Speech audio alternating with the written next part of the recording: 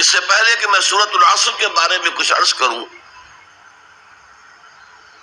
چند باتیں تمہیدی طور پر جان لیجیے۔ نمبر ایک، یہ قرآن حکیم کی مختصر ترین صورتوں میں سے ہے۔ صرف 3 صورتیں قرآن کی ہیں جو 3 آیات پر مشتمل ہیں: سورۃ العصر، سورۃ الکوثر، سورۃ النصر۔ 3 سے کم آیات پر کوئی سورت مشتمل نہیں ہے، تو 3 سب سے چھوٹی سورتوں میں سے ایک سورۃ العصر ہے۔ نمبر 2 یہ کہ یہ قرآن حکیم کی اولین سورتوں میں سے ہے۔ قرآن کا اسلوب یہ ہے جو سورہ ہود میں بیان ہوا: کتاب احکمت آیاتہ ثم فصلت من لدن حکیم خبیر۔ یہ ایک ایسی کتاب ہے کہ جس کی آیات پہلے محکم کی گئیں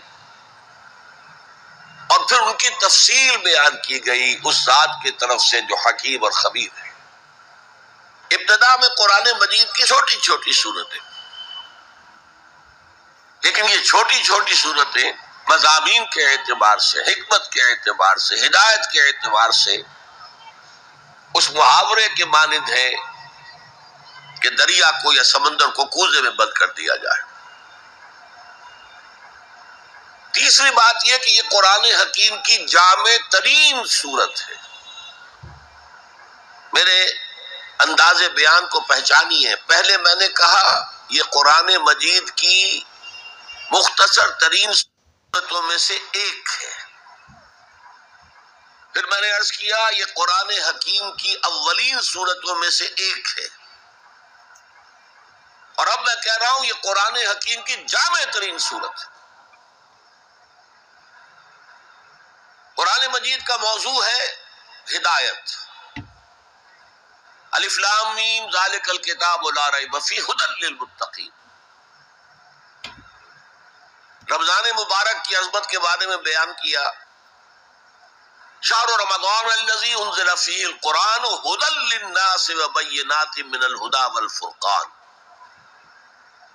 قرآن سائنس کی کتاب نہیں ہے، اگرچہ سائنٹیفک ریفرنسز قرآن میں ہیں۔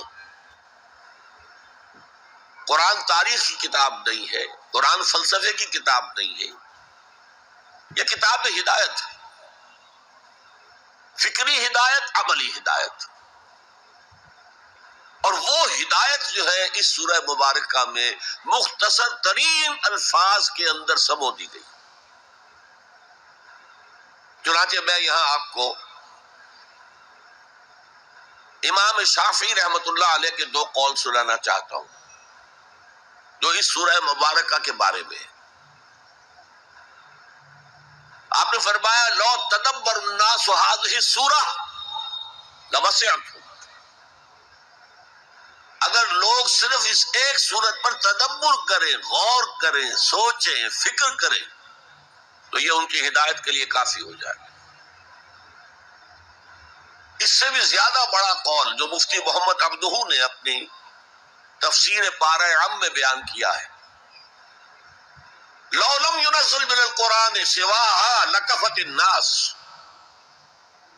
اگر قرآن میں سوائے اس ایک سورت کے اور کچھ نازل نہ ہوتا تب بھی لوگوں کی ہدایت کے لیے کافی تھے۔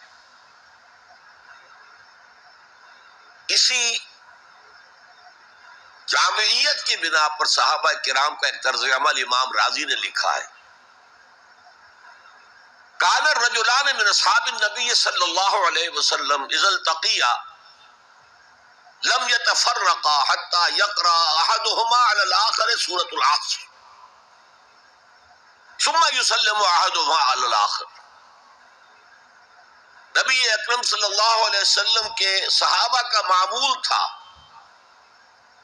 کہ جب وہ باہم ملاقات کرتے تھے تو اس وقت تک علیحدہ نہیں ہوتے تھے جب تک ایک دوسرے کو سورۃ العصر نہ سنا لیں۔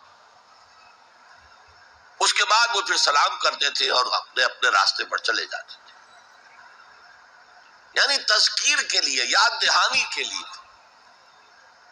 ہدایت کے جملہ مراحل کو واضح کرنے کے لیے ایک ایک لفظ میں یہ سورہ مبارکہ جو ہے واقعتاً اسی کی مثال ہے کہ سمندر کو کودنے میں بند کر دیا گیا۔ ایک اعتبار سے یوں بھی کہا جا سکتا ہے کہ یہ قرآن حکیم کے مضامین کا انڈیکس ہے۔ قرآن میں کچھ تاریخی واقعات بیان ہوئے ہیں، کچھ ازل کی باتیں بتائی گئیں، آدم کی تخلیق کا مرحلہ بتایا گیا، آدم و ابلیس کا قصہ بیان کیا گیا، پھر بہت سے انبیاء کے حالات بیان کیے گئے، پھر ہمیں آخرت کی خبریں دی گئیں۔ ان سب کی طرف اشارہ ہو گیا، ولاس زمانہ گواہ ہے، ان الانسان لفی خسر الا الذین آمنوا۔ قرآن کے مضامین کا بہت جامع عنوان آمنو، کن کن چیزوں پر ایمان، کس انداز میں ایمان، یہ تشریح قرآن میں ملے گی آپ کو مکی صورتوں کے اندر۔ وعمل الصالحات، تیسرا مضمون کیا ہے؟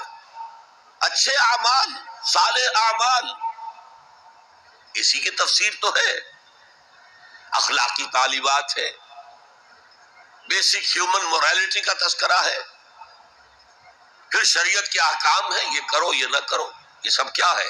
عمل صالح کی تفسیر ہے۔ وتواصوا بالحق، یہ کیا ہے؟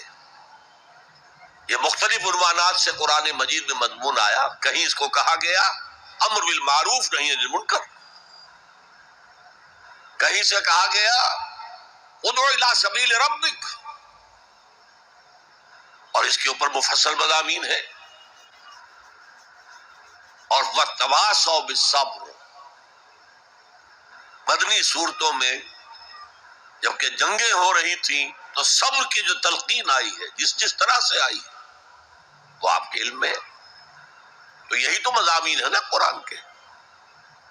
تو گویا کہ سورۃ العصر جو ہے مضامین قرآن کا ایک جامع انڈیکس ہے۔